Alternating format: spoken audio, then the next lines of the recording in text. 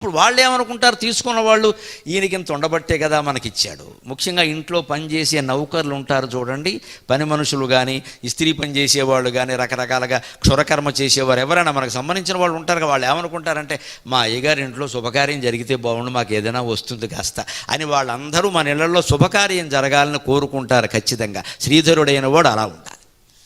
పూర్వం అలా కోరుకునేవారు ఖచ్చితంగా. 10 మంది పిల్లలు ఉంటే 10 మందికి పెళ్ళిళ్ళు చేస్తారండి, శుభకార్యాలు జరుగుతాయి. ఒక్కొక్కళ్ళకి మళ్ళీ 5-6 పిల్లలు పుడతారండి, వాళ్ళ ఇంట్లో పిల్లలు పుడితే మాకు ఏదో ఇస్తారండి అని చెప్పి సంతోషించి వాళ్ళ ఇంట్లో పిల్లలు పుట్టాలని, బాగుండాలని కోరుకునేవారు. ఎవరికైనా ఇంట్లో జ్వరం వచ్చింది అంటే వాడు వచ్చేసి ఇక్కడ కూర్చునేవాడు, నేను చూసుకుంటానమ్మా, పర్వాలేదు, నువ్వు చూడలేవమ్మా అని. ఈ పిల్లకి పురుడు పోసినటువంటి స్త్రీ ఉందే, వాళ్ళది ఏ కులమో వాడు వచ్చి కూర్చునేవాళ్ళు అక్కడ. మా ఇంట్లో చూసేవాళ్ళం.